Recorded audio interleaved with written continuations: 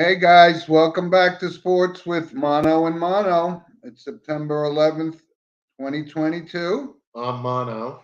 and I'm Mono as well. Um, as you guys know, and thanks for joining us on our show this week. And Steve, I'm going to jump right into the monologue, sponsored by Coriano Trucking, as always.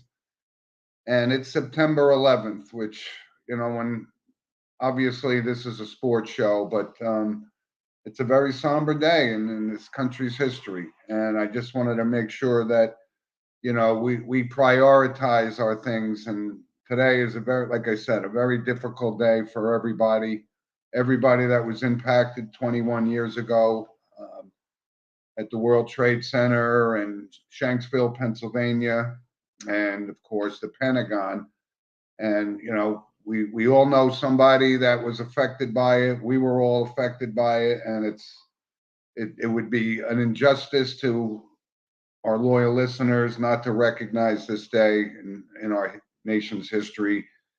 And Steve, when I think about September 11th, 21 years ago, which is kind of hard to believe, it's been that long ago. I started to think about, at our age, what were some of those other impactful days besides 9/11 that certainly resonate with me, and I'm sure you do. And I was remembering, you know, um, certain days you always say, where was I when this happened? And people would recognize a specific day in our country's history. And 9/11 is certainly one of them. December 7th, 1941, another one. The Kennedy assassination, right? November 22nd, 1963. I was 4 months old. And of course, a terrible day not too long ago, the January 6th insurrection in New York, in Washington, D.C., at our Capitol. Um, like I said, we know this is a sports show, but this is more about the humanity and our love for our country. And I certainly wanted to make sure I recognize that. And I always send a text to one of my college roommates who lost a brother in the World Trade Center, Bill Canty, and um, that's what's really important, and obviously we're going to talk about sports, but I certainly wanted to make sure that we didn't let this day go by without the proper recognition. And I know you feel the same way. Yeah, there's no question, and our audience would expect nothing less of us. It's the most impactful event that's happened in our country's history. Obviously, December 7th, 1941, a day that will live in infamy. Um, uh, is right there. I mean, that triggered basically America's involvement in World War II, and Yep. and we all know the results of that. And that's the greatest generation, as they call it, of Americans to go to battle. And the fact that we're broadcasting today, and our audience knows our love of history and appreciation of history, um, that is near and dear to our hearts. Regarding 9/11, we've talked about it now. We've been on the air now for 4 years. yeah, Yep. and just to remind our new audience, or remind our audience members and the new audience members, I was in New York City on that day. I was East 44th between Second and Third Avenues when it happened, and I had the uh, Yep. unique perspective to walk on Third Avenue, and the World Trade Centers was a beeline down the road. It looked, Yeah. takes a while to get there when you're in the city, right? 20 minutes, half an hour to get downtown, but it looked like it was 50 feet away, if that makes sense. Yeah.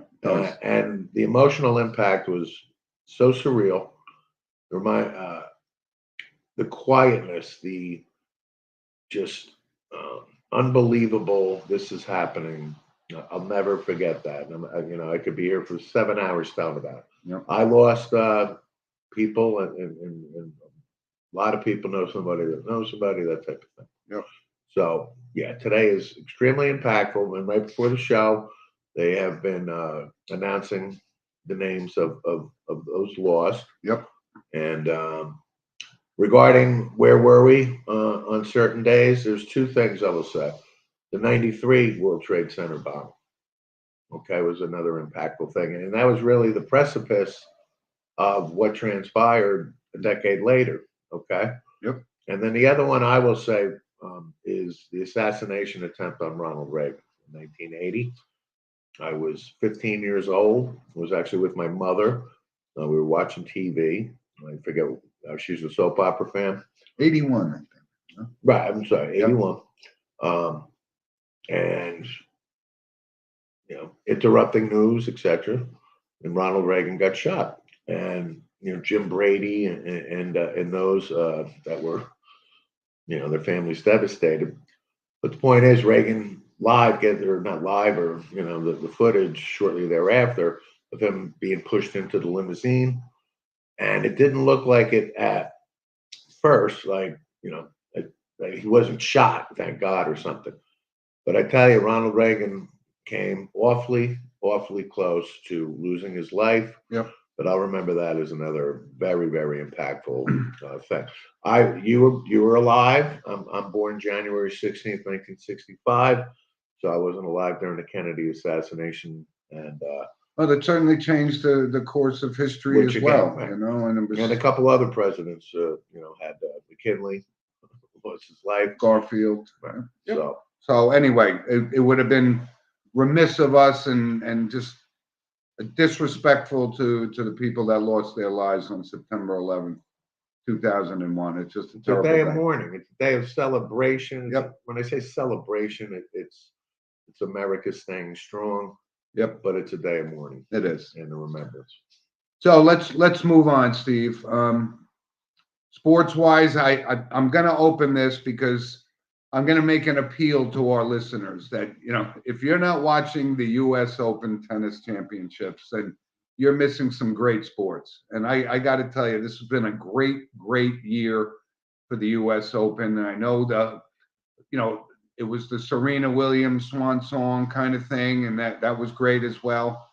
But we talked about this time and time again about, there's no Federer, there's no Djokovic, Nadal got knocked out. I mean, it's just an amazing thing. And you and I go way, way back, and we've been watching tennis. And, probably the first time I recall it was, 73, 74, when Chris Everett won, Wimbledon and, the U.S. Open. But over the course of time, there's just so many new kids. It's a young changing of the guard thing, and I think it's great. And some of the tennis that you've been watching has been amazing. On the women's side, Iga Swiatek won her first U.S. Open yesterday, beat Ons Jabeur. But the matches leading up to that were just awesome. I mean, you're talking about some of the best athletes on the planet. And some people, unless you're a tennis fan, don't really understand. Like Mike Garvey and he actually sent me a picture of a ticket from the U.S. Open in 1977. I know he used to go with his father, and the ticket was $12.50. Right now, I talked to a friend of mine, Abe, who went to the U.S. Open, and paid like $200 for each for his family to go there. But it's just been spectacular, spectacular tennis, and give a lot of credit to this Iga Swiatek from Poland that won the women's championship yesterday. And on the men's side, I mean, I mentioned this a few weeks ago that I thought this young kid, Carlos Alcaraz, was going to be the next, Nadal, Federer, Djokovic type. This kid's only 18, 19 years old, and he's playing in the finals. But leading up to that, I mean, the match against Jannik Sinner, I mean, he made one of the greatest shots in tennis history. If you haven't seen it, YouTube it. It was phenomenal. And the match against Francis Tiafoe was unbelievable. I mean, you just didn't know where it was going to end. And it was shot after shot on both sides of the court. And so today's men's final is Alcaraz and Casper Ruud. And I can't wait. And, it's unfortunate that it's going to be on the same time that the Giants and the NFL season kicks off, which we're going to certainly talk about. But if you haven't watched some of this tennis, it's just been spectacular in the history of the U.S. Open. You and I have been watching it together for 100 years. It's spectacular. Right. So Tiafoe is a really good story. Very good story. It's an outstanding story. He's from, Sierra Leone, right? I mean, his parents were, and they came to Philadelphia. But he's an American citizen. Yep. And he had a great run, and it's not the first time I'm going to hear from him. And it's good. I need to say this though. I am done with Nick Kyrgios. Done. Oh, we covered that. No, we're covering it again. I'm done with this guy. Okay, his talent is going to go to waste. Childlike behavior. He goes smash your rackets and look like a complete ass. I'm done, and this is not going to stop until it stops. And I'm done with this guy. I'm not rooting for him. I want nothing to do with this guy. None at all. I'm done. Because you know why? Because you see these other guys, and listen, we've talked about McEnroe and his behavior, and we talked about the HBO special. This is 10 times worse than the behavior of John McEnroe. But the difference between McEnroe and Kyrgios, McEnroe won. He won a lot of majors. Of course. And this guy hasn't won anything. And it really is an embarrassment to tennis. But when you got the young kids like Alcaraz and Swiatek, this is a new generation of tennis, and I hope people can appreciate it and start to tune in. Right, so that's the point. Yep. Is the Alcarazes and the up-and-comers, okay, that are, tennis players, It's the same as golf. Like, tennis to me was the same as I equate to golf. Very similar. There's etiquette, in theory. Okay, now, I'm not naive, too. Like, you brought up McEnroe, okay?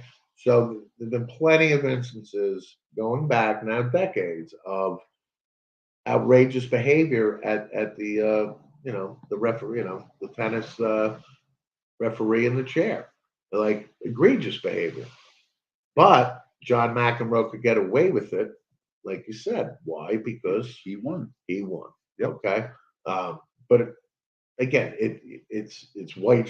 Back in our day, it was white shorts and the women in their little tennis skirts and things like that. Okay, but Kyrgios, I'm done. I have no comment on him. You can ask me any question about him going forward on the show. I want the audience to know I'm done with this guy. And I appreciate you bringing that up. And I feel exactly the same way because I've talked about it on the show.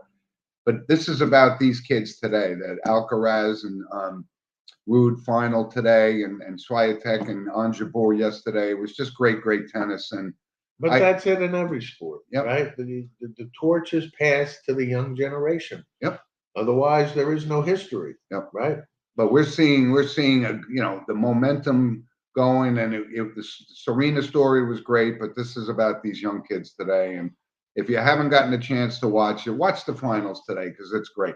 And you brought it up, Steve. It's just like golf, right? It's just one person against the other person. That's the other point I wanted to finish with. Was good point. Yep. I mean, it's like swimming or any individual sport where it's not a team concept. It's you against your competition. And I want to say one thing about Serena Williams. Okay. Serena Williams obviously is a great tennis player, but I read an article. Margaret Court is still alive. Margaret Court is about 80 years old, maybe 81. 80 plus. Margaret Court has 24 Grand Slams, and she has the record. Yep. And Margaret Court was talking about the disrespect that she feels from Serena Williams. Okay, now Serena Williams has had a few episodes in her last 3-4 years of not so ladylike. Well, the Naomi Osaka final at the U.S. Open, right? Which, believe it or not, was 5 years ago. I want to be fair here, and obviously her resume clearly outweighs the bad. Okay, but let's not portray Serena Williams as this, untouchable and class and all this stuff.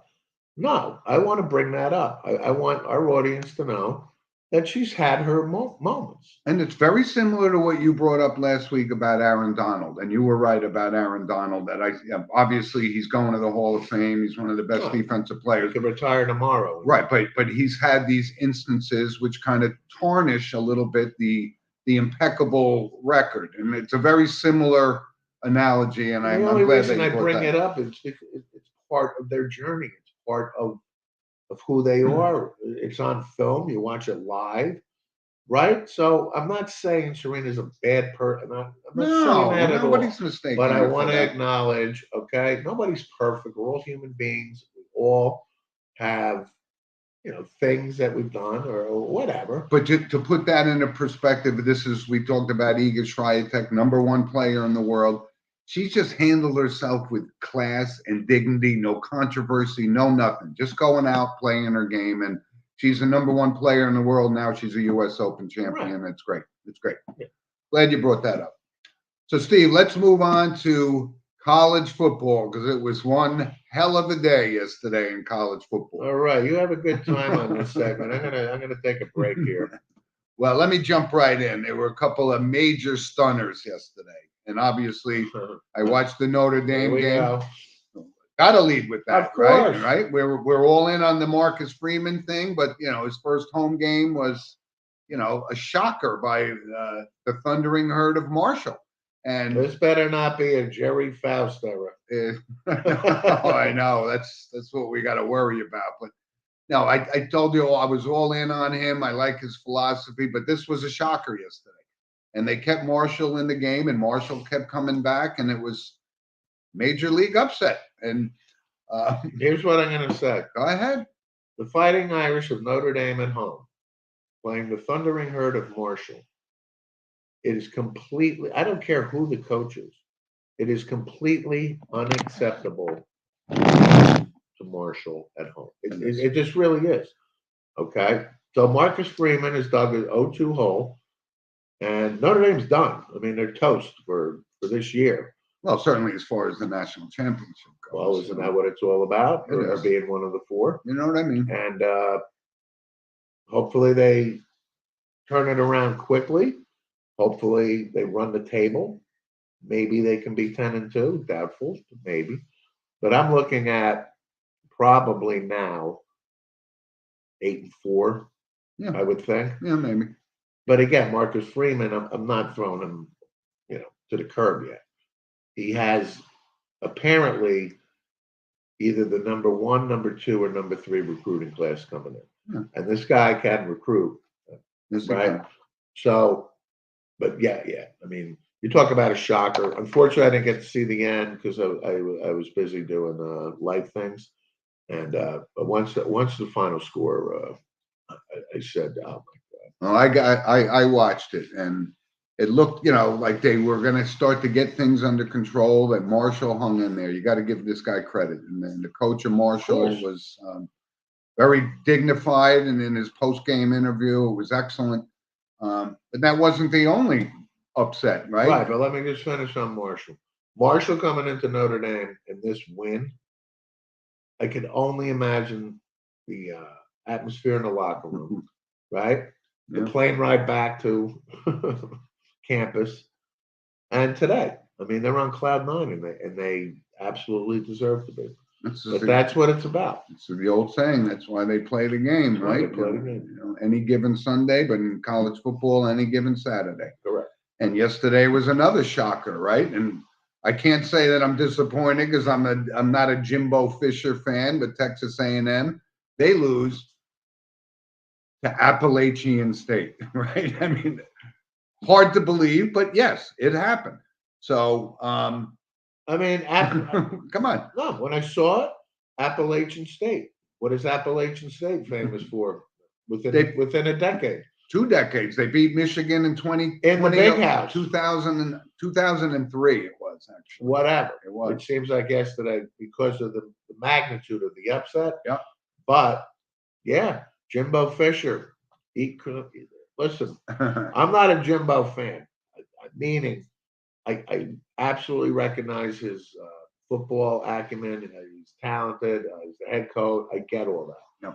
But if we talk about the summer and the Nick Saban feud and this, that, and the other thing. Yeah. Well, Jimbo, eat some crow because that's not going to bode well to make the top four. You got it. And Nick Saban, the segue, that was a great game. Alabama, Texas. Oh, it was a great game. Watched the whole thing, and it looked like Texas had it all game. Now, you've never seen a more undisciplined Alabama team, you could see.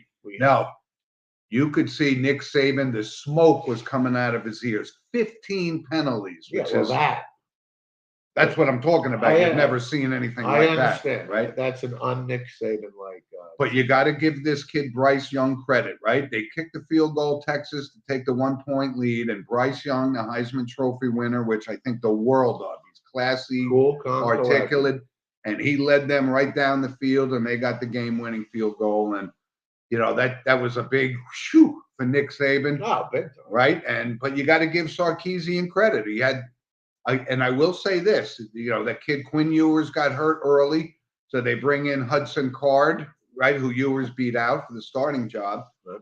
And this kid, he got his ankle rolled on, and he played on one foot for the rest of the way, and he actually held himself really, really high, and that was a gutsy performance by him. And Nick Saban and Alabama escaped with a 1-point win. But Bryce Young, wow. Well, that's why he's the reigning Heisman Trophy winner. You better believe it. And most likely, I got to think Bryce Young is going to be the number 1 overall pick or number 2, depending on which team needs. Correct. But Alabama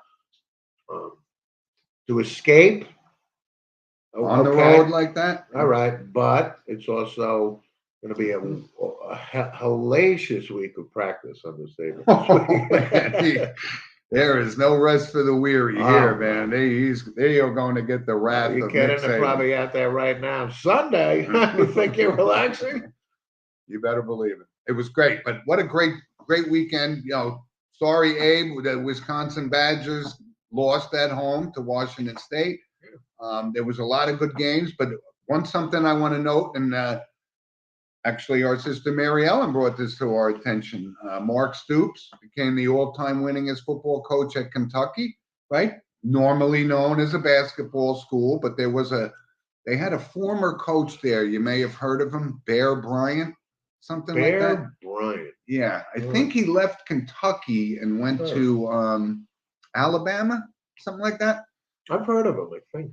How about this? But the Stoops family is rich in college football history, but you got to give Mark Stoops some credit. Passes the Bear for all-time wins at Kentucky. Mark is the brother of Bob Stoops. Okay. Yep. And Mark was on the staff when Oklahoma won the national championship with Bob, and the quarterback was Josh Heupel. Yeah. Heisman Trophy winner, right? Didn't he win the Heisman? No, he did not. He did not? No. But Heupel was a really good quarterback. He's the head coach of Tennessee now. However, Mark Stoops, shortly thereafter, and again, Kentucky, like you said, it's a basketball school. Right. They produced NFL talent. Absolutely. But they play in the SEC, right? So they were getting murdered by Florida and all the heavyweights, right? Yep. And Mark Stoops has been there a long time now. So it makes sense that he's the all-time winningest coach at Kentucky. And he's done a really good job. Real good. And obviously he's happy there. And he sees no reason to leave Kentucky. And I don't see any reason that he won't be there for another 10 years. Yep. And the pass the Bear is a big thing. Now, if the Bears stayed at Kentucky, right, I'm sure Kentucky would have had 1 or 2 national championships, not the 6 in Alabama because of the geography and everything of Bear Bryant. But yes, Bear Bryant, that was his stop before Alabama. So congratulations, Mark. Yeah, very notable. Yeah. And yesterday there was also a good game. You just brought up Tennessee-Pittsburgh. Yeah. Right? And Slovis got hurt, and in comes a former St. Joe's kid, Nick Patty, who led the team to a high school championship. And he brought him right back. They ended up losing to Tennessee on the road, but you got to give this kid credit. Came off the bench, and what a great day in college football. So I was thrilled for Nick Patty. I'm an ex Green Knight quarterback like Nick, so I have we have our own little exclusive club on that. However, Nick, last year when Kenny Pickett decided not to play in the bowl game, and now was drafted by the Steelers and so on and so forth. Ah, there's the memories. There it is. Former quarterback on the right. Yep. But Nick came in that game, and unfortunately, I think it was his shoulder or something. He went to the end zone corner, got banged up, and had to come out of the game early. Yep. And I felt terrible for him because that was a big stage for him. So I was happy, even though they lost, that Nick Patty was able to show his worth. Yep. But what a great day in college football yesterday. I mean, just like I said, you never know. So this season is wide open. And I still like Georgia again to repeat. I mean, Stetson Bennett is we didn't think he was going to lead them over Alabama in the championship game, and he did. So he's a player too. So yeah, and it's way too early. It really is. We just finished up week 0, week 1, so we got plenty of time coming. Right, but I mean, Notre Dame, no playoff. Yep. So let's stick with on the amateur side of football. Rob, if you could bring up, yesterday was the first game for my grandson, right. Logan Miller. He plays for the Twin Boroughs Pee Wee Football League, and they had their first game yesterday. And as a grandfather, I just can't tell you how unbelievable it was to see my grandson on the football field. Ante, 13-yard line on the return, 15, right side of the 20, 25, back to his left, finds a lane, 30, 35 on the 45, gets free on the sidelines. He might go at the 40, at the 30. Penalty flag is down. Conte goes in for a science touchdown. We'll see if it does come back. There's a flag downfield at the 30 of the Wildcats. Let me finish with that clip, because we were going to do it next. So I had the great fortune this week of meeting a new listener and fan of the show, and we got to talking, and I told her, sports with mano a mano. And she told me about her son, who plays at Minnesota State, named AJ Contact. Oh, is that Hayden Fry, the coach of Minnesota? Hayden Fry. Couldn't possibly. Not Hayden Fry. I mean, Hayden Fox. Hayden Fox. Greg P. Nelson, coach. You know what I meant. Right. So Hala is the mother and a new listener. And she shared the video because I asked her to. I said, I'll post that, So hopefully, congratulations for a great performance by her son. I hope to talk to him one day, and hopefully he hears about this from Mama, and we get new listeners in Minnesota. Yep. So and I told her I'd post it. And not every week we just mention Alabama and so forth. We bring up St. Joe's football, but yesterday was a very special day for me, and I'm so proud. And Rob, if you could just pull up that picture with my grandson in his uniform, I would really appreciate that. But couldn't be more proud of this young man. He's 8 years old, and I actually had an opportunity to meet, again, such a small world in football. I met a guy he comes up to me and says, "Oh, I see you got a St. Joe's shirt on." He says, "Did you go there?" I said, "Yeah, I went there 100 years ago." What do you think, Sherlock? I'm kidding. And he extends his hand and said, "I'm Sean Murphy. I'm a 2005 graduate." And when I say this kid was big, Sean Murphy, I mean big. But it's such a small world, and it was just great to see, and I was so proud of my grandson. And anyway, so we'll move on. Rob, if you could pull that picture up before we close the show, I'd appreciate that. So Steve, let's move on to the professional ranks. Right, today is basically opening day. First of all, we got to talk about the first game was Thursday Night Football, the Bills and the Rams, and I think the Bills are as advertised. I actually wrote my little blog on JPM Sports Entertainment this week. I said the Bills are for real, and that's no joshing. This kid is a player, and they really took it to the defending champs. You and I talked about it, that possible Super Bowl hangover kind of thing, and they just didn't look like. all over that. Yeah, they didn't. I took the Bills. Excuse me. I had no qualms about it. I expected a little bit more out of the Rams, but they didn't. They just didn't seem to be in sync. And it was 10-10 at halftime. Right. but the second half was complete domination by the Bills. And the Bills, with this addition of Von Miller, really solidified the defense, which is what ended up costing them against the Chiefs to get to the Super Bowl. But Right, but the Von Miller addition, Von Miller will most likely play 3 to 4 games. I'm most confident he'll be out for 7 weeks for something or another. Oh. It doesn't matter as long as Von Miller is ready to go in January. Yep. Okay. The Bills are for real. Well, they're favored by Vegas now as to make it. There he is. That's Oh, me. there he is. My boy, number 55, Logan Miller. Looks like a hard day at the office, but wet hair. Oh God, it was so hot yesterday. Smoking hot. This kid. But you want to talk about cute? This was adorable watching these little kids play. 8 years old, just Oh, it's great. spectacular. So Steve, we got the first week of the season, and this is our week 1 of our pick 3. Right, Jim and Steve will each pick 3 games. Point spreads aside, which my feelings on point spreads. But I'm going to give you my first 3 picks of. I want to call them locks of the week, but the NFL there's no such thing as a lock. Remember 2 years ago Right. when you used the word lock? Anyway, There's no such thing as a lock. so here's Jim's 3 picks of the week. You got New Orleans at Atlanta. And I think we touched base on it that, Indianapolis was basically a quarterback away from being a legitimate team. And I think now they have a quarterback. I wonder how much gas is in the Matt Ryan tank.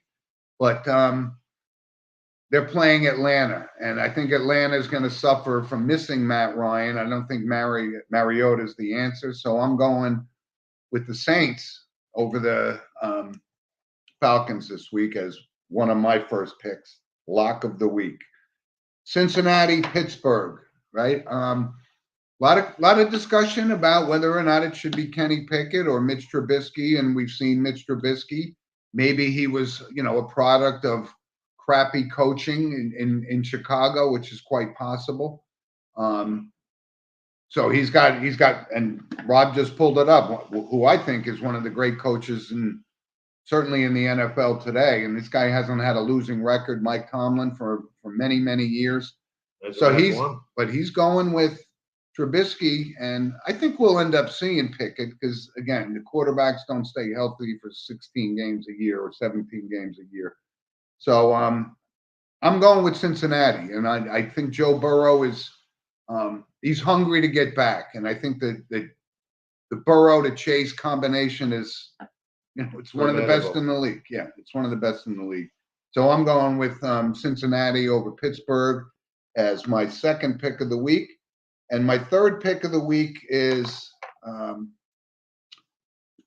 Houston is playing Indianapolis. And Matt Ryan, we just talked about that. Oh, I think I made a mistake. I said it was New Orleans, Atlanta, and I like New Orleans. I said I think Jameis Winston could have a good year, so that was my pick.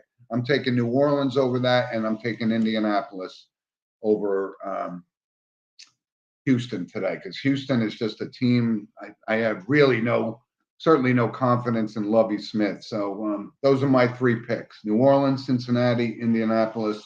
Steve, your 3 picks. Very easy. Baltimore Ravens over the New York Jets. Joe Flacco is starting. Period. Lamar Jackson. Yeah, a no-brainer. I'm taking the Tennessee Titans over the New York Giants. The Giants to go to Tennessee on the road week 1. Not happening. I love the Titans. To me, those are 2 easy ones. I'm not going to say they're locks, but well, you want me to show you what I'm wearing today? I'm wearing my Daniel Jones jersey, and I know, last year. I know. But listen, I'm going down. There he is. I'm going down with the ship anyway. So Steve's like Baltimore over the Jets. I think that's a given. And Tennessee over the Giants. Probably right there, too. And I'm going to take the Miami Dolphins over the New England Patriots today. The Dolphins have the Patriots number for whatever reason. And I'm going with the Dolphins until proven otherwise. And, we all remember it's probably pre-Tampa, Gronk's last year with the Dolphins and how they lost with, Gronkowski being, the last line of defense. And I I think it know. was Kenyon Drake that just schooled them. But I'll take the Dolphins at home. You know, you're a big Tua guy. I know that. Well, I'm a Mac Jones guy. I am too. I'm going with Miami because the numbers say to go with Miami. But they are Miami, and they got a tough first 4 games of the season. And this is not the new. Listen, I like Mac Jones, but this is not Tom Brady and I know. a Super Bowl I know. caliber New England. I know. So, And you're speaking of, a Tom Brady led team. They're in Dallas. They are. Sunday Night Football. and until proven otherwise, Brady has never lost to the Cowboys. And I don't care what team he's with. No. And this is the opener, and the Cowboys, in theory, should win. Hi, Tony. They should win, but I'm going with the Bucks. Well, Tony, you got a lot of to think about. Tony's this fanatic 49er fan. She is, but this is Trey Lance's debut, and that's something to keep in mind. So we wish her the best of luck, but I think you're not going to have as good a year as you're hoping for. I don't think so.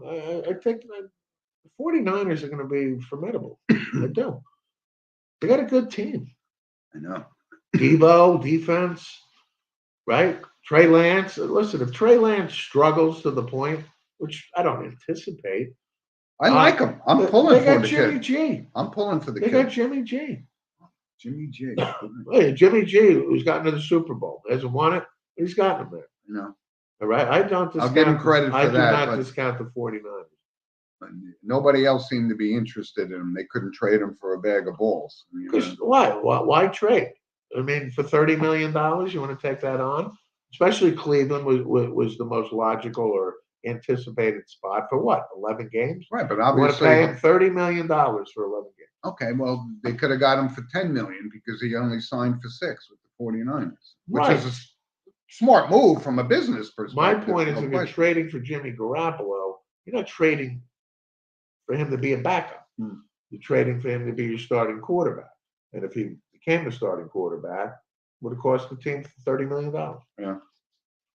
We'll see, but it's week 1 of the NFL, and I'm going to go with the Cowboys tonight. Actually, that's my little I'll be bonus rooting pick, for the Cowboys because that's my team. But a lot of questions about is Dak Prescott healthy? I wonder. Why wouldn't he be healthy? They're talking about his ankle. Why? Because he was wearing cleats 3 days ago. Oh, my ankle hurts. I know. You know what you it do? You doesn't take mean the anything. cleats off and go back in and find a pair of cleats. But I like them at Dak home is tonight. fine.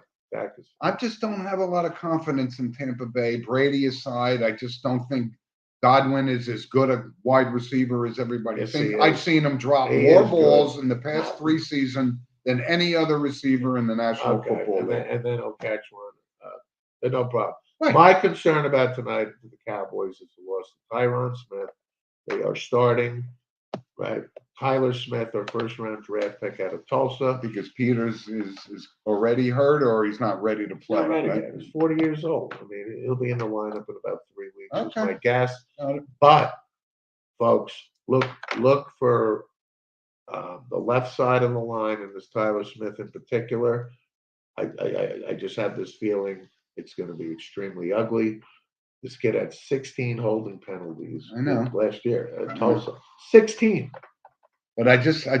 What do you think he's going to do tonight? I'm not overall impressed with Tampa Bay as a team. Listen, Brady they lost aside. Ryan Jensen at center, who is a great lineman. Yep. Todd Bowles, first game back as a head coach. Sure. We've But seen this- Tampa is talent. They're talent. We'll see. And they got this guy, number 12, and forget his name. He's pretty good. I think he's got a pretty good resume, actually. And I think Giselle, it's kissed and made up, and Tommy Boy will probably have a big. She will be at the game, you think, tonight? No, I think Giselle typically flies Photo out of, shoot in Paris, maybe? Nah, she takes the kids and goes out of the country to make Tommy Boy. Okay. Steve, well, let's move on to Major League Baseball as we're starting to wind down the season. And, listen, obviously the Yankees are, our favorite team. The Mets are, let this lead slip away. Obviously, it doesn't really matter. They're still going to be a wild card either way, and the Braves keep rolling.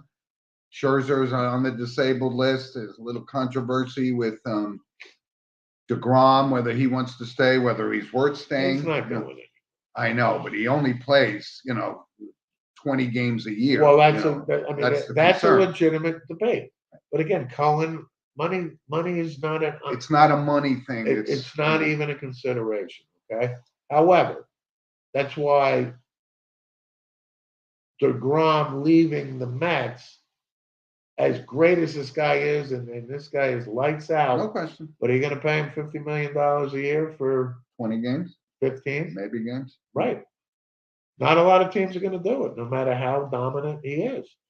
And to be honest, if I owned the team, I wouldn't. I couldn't justify it. Just because of the injury risk. Especially because Max Scherzer's going to turn 40 next year, right? So, I mean, they got the two of the best pitchers in baseball right now, but they're not healthy. But that's down the road. Scherzer will be fine. So when the Mets get to the playoffs, and listen, is it significant that they just lost the lead? I think so. I think the Braves are sending this message, and the Braves have been red hot, and the Braves are the world champions, and they're young and they're talented.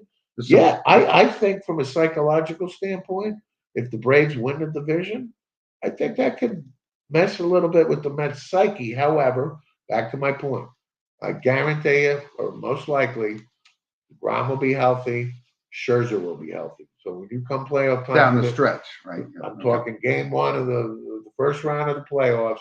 When you have these two animals on your pitching staff, your chances of winning that series are pretty damn good. And as you know, even if they go in as a wild card, they'll probably get don't they get a bye or something? And any wild card team get a bye? I don't know how it just means the mountain gets a little high. You give the Braves credit. They're doing this without Freddie Freeman. I give them all the credit in the world. Without Freddie Freeman, though. Yeah. I mean, and I want to bring something up about the Braves. So Doug Gottlieb, who was an ex-Oklahoma State point guard, I think probably maybe a cup of coffee in the NBA. ESPN, now he's on Fox. The whole thing with the Freeman contract. Yeah, well, this is big. Casey Close has been an agent in Major League Baseball for over 30 years. All accounts, as reputable as there is out there.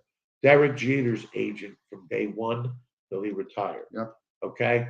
So Doug Gottlieb, a few months ago, makes this unsubstantiated claim that Casey Close held information from Freddie Freeman that the Braves made a final offer.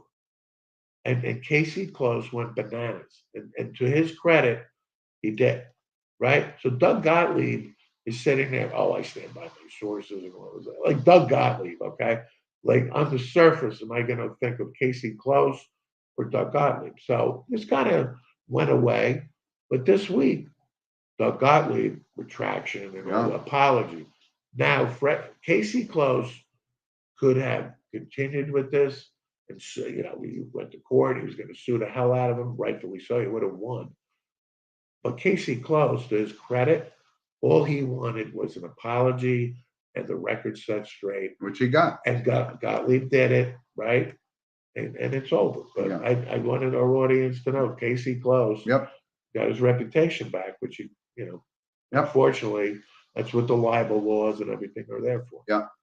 And just to wrap up Major League Baseball, the Dodgers just seem, hard to stop. So even if the Mets do get there, this is a team that's, hasn't really let up. They've lost a couple games, but, they were like 19-4 last month. Just a great team. Couple other things, like what happened to the San Francisco Giants? Last year they won like 105 games. This year they're terrible. I mean, this is how baseball goes. And I looked at the overall, like the American League Central, right? The Guardians and the Twins. I mean, these are 500 teams. It's garbage. And now with the Yankees. And Yankees have been struggling. Judge hasn't been struggling. But the overall thing, I just keep laughing at fans that say Boone's got to go. What does Boone got to go for? I mean, he's not the one that's hitting 220 up and down the lineup. And, These guys get injured left and right. I think he's done actually a great job keeping this team together. Well, a couple things about Aaron Boone. I agree. He's not going anywhere. He signed a 3-year deal. The only way he's going is if Cashman gets fired. Okay, what are the chances? Well, it's got to be one or the other. What are the Steve. chances? It's not going to be both. Well, Cashman would have to be fired. And Cashman's not. He may have to take the fall here. Well, he not may, Boone. or maybe Brian Cashman says, I've been here 30 years, whatever. But Aaron Boone, the problem I have with Aaron Boone is not enforcing this hustle rule, which I'm adamant about. And again, it strikes last Sunday after our show. Josh Donaldson, beautiful Sunday, hits one, Off the wall. No, but he's admiring it, right? This wasn't a foregone, 450-foot bomb. And then he does his wide roundabout to first base. And then the ball hits the wall. And I decide to go to second base. Aaron Judge scored the run, maybe split second before he gets tagged out. But I am furious at this. This guy makes $25 million a year. How hard is it? No, how hard is it? I'm not defending to hustle out of the box. I'm not defending it at all. And Gleyber Torres and the rest of them. My point with Aaron Boone is when they come back to the dugout, oh, it's okay. You're like he doesn't put emphasis on that. And to me, I have a problem with that. I don't care who the manager is. But I don't care. It's this new era of baseball. No. Derek Jeter ran every ball out I am that he ever benching hit. your ass. I don't care how much money you make. And he's only hitting 220 anyway. So right, he rightfully should have been benched. I'll give you some criticism there. I'll acquiesce. But what if that. it's a close game? We're 15 games up, and we're 3 up or 4 in the loss column. Not defending it. Yep. Okay. But overall, Boone has won 100 games 2 years in a row, and he's probably going to get close, if not 98 wins this year. He's not the fall guy. They're not getting them. And they're putting lineups in there that they just have no choice. They got to bring up these kids. Well, you got Aaron Hicks. Hicks. Aaron Hicks just played himself out of New York. Well, this is his last year here anyway. Well, I'm just saying. It's killing us. Why do we have Aaron Hicks out there? Okay. And I'm not crushing him now all of a sudden. He's been a Yankee for about 5 years now. No, we've been on his back for a while. So that's the problem. Yeah. But it's not Boone per se. They have injuries. Well, Mayhew's toes killing him. Rizzo's out with headaches. I get it. Stanton gets hurt during the national anthem. Well, that's, that kind of that's thing. part of it. Yeah. But anyway, baseball's starting to wind down. It's going to be a good stretch run, and let's see what happens. It's going to be, the playoffs are going to be great. The Mets, the Braves, the Dodgers. In the American League, it's the Astros, the Yankees, and said it last week. I think those three are the best teams. I think the National League wins the World Series this year. Whoever of those three is last man standing. All right. Well, we'll see. Down the stretch. And down the stretch they come. Yep. So let's move on to our random points of interest. And I have something that I wanted to certainly mention. The Pittsburgh Steelers are retiring Franco Harris's number. A, thank goodness. B, what took so long? Number one, why did it take so long? But the other thing I didn't notice, there's only 2 other numbers that are currently retired by the Pittsburgh Steelers. And our random points of interest, of course, is sponsored by Lynch Toyota, who I'm going to see president of Lynch Toyota in a couple of weeks up in Rhode Island, and looking forward to that, Mike. And you'll be driving back in my new Camry that Mr. Lynch has decided to graciously donate to. Yeah, I don't think so. But anyway, so there's only 2 other numbers retired by the Pittsburgh Steelers. Joe Green's one of them. Joe Green is one of them, and the other one I think you might know. He's a longtime, great player, obviously for the Steelers, but also a longtime coach, Ernie Staunton. And I started to think when we long-time coach of my beloved Dallas Cowboys. Right, but I started to think about, we've talked a lot about retiring numbers and the Yankees retiring numbers just because guys were on a championship run. If you look at the Pittsburgh Steelers, I mean, how is Jack Lambert's number retired? How is Jack Ham's number I not was just gonna retired. say, You know, how if you're opening this can of worms with the Steelers, there'll be a number retired every 3 months Exactly. of well-deserving No players question. that deserve their number to be retired. Exactly. You can go Swan Andy and Russell, exactly. and on. Bradshaw. But it was kind of funny, right? As painful as it is to say, but Bradshaw's number was, Right. you know, he was great. Lynn Swan, Stalwart. And Lambert, on and on Lambert, and on. Lambert, Ham, Mel Blunt. Oh my God. Right? L.C. Greenwood. I mean, L.C. you can Greenwood, keep of course. going. No question. But this is finally long overdue because Franco Harris has been nothing but class since he came into the league out of Penn State after he's been retired for so many years. But tip your hat to Franco Harris. This is long overdue. It's kind of like a Joe Klecko thing, not getting the ball. I know. It's finally our campaign seems to have been successful. But Franco Harris is beloved in Pittsburgh. Oh God. And we remember him from 1972. We watched the Immaculate Reception. We did. I mean, we were young kids at the time, but that was I indelible in our minds I was forever. 7, you were 8 and 8. I mean, we were old enough to remember. No question. We were certainly watching it. Anyway, one other random point I wanted to bring up, Steve, because this is driving me crazy, these rules of baseball that are changing, right? So now they are indeed going to implement a pitch clock. And you think that's going to make games go from 3.5 to 4 hours to 2.5 hours? I don't have a problem with that. Expanding the bases by 3 inches. What in God's name is that supposed to help do? Avoid injury. What injuries? How many injuries have happened by guys rounding the bases? A few. That's their reason. Puffy bases. Drives me crazy. Like the puffy shirt in Seinfeld, there'll be puffy bases. But the one other thing that drives me crazy is and again, I don't subscribe to these shift that's happened, but there's 9 people on the field. You should be able to put 9 players wherever you want. Wherever you want. So now they're going to illegal that you can't have a shift. You can't have 3 infielders on the right side. One guy has to be on the dirt. The other guy can be on the grass. Can you try to explain this to me? No, it's a catch-22. I agree. Because I don't get it. I agree, but since the shift started, batting averages have dropped, and I'm not saying that's the be-all, end-all. It's because pitchers today, big, fast, strong guys, okay, throw blazing fastballs, have 4 pitches. So, yeah, good luck hitting it. No, I get that. I mean, but that's always been the game. But it's part of it. So, and again, I mean, it infuriates me as an ex-baseball player. I'm not touting myself, but I could hit, folks, okay? And if somebody is not at third base or whatever shift they want to do with me, then you hit it to third base and you get a base hit. My point is they can't. They should be able to. They're professional baseball players, and you telling me you can't hit it that way?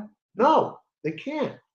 If you want to play 9 guys between first and second, then that should be your right. And I don't think that Doubleday had that. If nobody's at third base, I'll sit there and bunt all day. Exactly. You don't have to hit it there. I just think that rule change is absolutely absurd. You should be able to play your 9 guys wherever you want. And I'm sorry. Again, baseball is. I mean, but they're ruining the game. But what's next? Come and saying you can't tell Steve Monahan is a power right-handed hitter. You're not going to tell the left fielder to move closer to the line and the center field closer to the left field. That's strategy. You should be able to do whatever you want. You can play your outfielders anywhere you want. This is specifically for the. Yep. One other last random point of interest, because it's kind of funny, because it's kind of stupid. Funny how? Ha funny or no? But when a college football player, this kid LSU, Mason Smith, probably an All-American guy on Brian Kelly's new team who lost their first game, celebrating, tears his ACL. I mean, come on. You made a sack. Put your helmet on. Be like Walter Payton. Put your helmet back on and go back to the huddle like you've been there before. And now this kid's career could possibly be in jeopardy. I think it's funny. I think it's right. I think it's deserved. I do too. Yep. You know, the days of actually, I was watching some footage of the Cowboys at work from the 70s, whatever. I'm not just saying that because it's the Cowboys, but I watched Tony Dorsett score a couple touchdowns. And you know what Tony Dorsett would do? Hand the ball back to the. If he didn't do that, he'd just drop it and go. Like Walter Payton. Right. Yep. I mean, no. Do you ever see now a defensive player help an opposing team guy up? No. What do you see? This ridiculous dance that scores 32 to 6. Yeah, that happened. And there's 2 minutes left in the game, and this third string guy makes a sack or whatever. Like you're winning the Super Bowl. Very similar. I can't take it. Very similar to like the Angels. Mike Trout, hit a home run in 5 straight games, so they put the cowboy hat on him and they're high five. Yeah, you're 20 games under 500 and you're not making the playoffs for the 10th consecutive year. How does that feel? Oh, let's have fun. Silly. Oh, let's have fun. Anyway, let's move on to our notable passings. And I think obviously one of the biggest news items of the week was the passing of Queen Elizabeth II. And the Queen Mum. And the Queen Mum was a lot of people say, I don't get the whole thing. It's pomp, it's circumstance, it's tradition. That's all. And she was an elegant lady. She was always, just gracious beyond. And her family aside, which was, the whole controversy with all these crazy kids and whatnot. But she was a political figure that was unmatched. 70 years on the throne. So in our entire lifetime, it's always been Queen Elizabeth, and that's a big loss. Oh gosh, to me, I'm just an admirer of her. Me too. How she came about, right? 70 years, dignity, class, and there's a movie, The Queen. Actually, Helen Mirren played her. You said it was good. I think it was great, and it was really about when Diana passed away, and the reluctance of Queen Elizabeth and Prince Philip to really go the extra mile and acknowledge this, and as all this fanfare and mourning was happening, and Tony Blair, Prime Minister at the time, his job was to reason with her and explain in a different way that through her tradition. Mm-hmm. I thought it was fascinating, and to her credit, she listened, and she, the people wanted her to make an appearance, and she finally did. It's just one thing, but listen. Tradition aside, just the one. Great. Listen, to me, I think she was one of the best people. She had a pretty good life. She had a great life. Right, 96 years old. And yes, R.I.P. And one other from the world of, I guess, news, but it's kind of Bernard Shaw passed away, 82. Yeah. Like his political views, not political views, but he was one of the original anchors at CNN. Absolutely. And certainly notable. No question. And one other was Guy Morris, who was a longtime center in the NFL, played for the Eagles in the Super Bowl, which they lost, played for the Patriots in the Super Bowl against the 85 Bears, which they lost. Bears. And then he was the head coach at Kentucky and Baylor, but he was certainly a steady He's a football guy, and didn't have a great run as a head coach, but he was certainly notable in the world of sports for us. No question whatsoever. Yeah. Guy Morris, and he was only 71. Yeah, I mean, I remember Guy Morris. Me too. Big time. For both the Eagles and the Pats. No question. Right. So anyway, those are our notable passings, and folks, again, thanks Tony for the comment. Good luck to your Niners today, and everybody enjoy the opening week of football, and watch the U.S. Open as well, because it was really spectacular. And Steve and I, we just can't thank you enough for being, and week after week, we get more and more listeners. So spread the word, and we'll be back with you next week. You bet. Enjoy the day. Thanks, guys. Bye. Be good. Thanks, Rob.